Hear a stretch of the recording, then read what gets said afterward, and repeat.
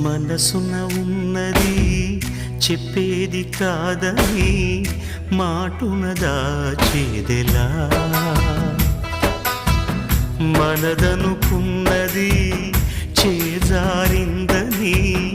నమ్మకపోతే ఎలా,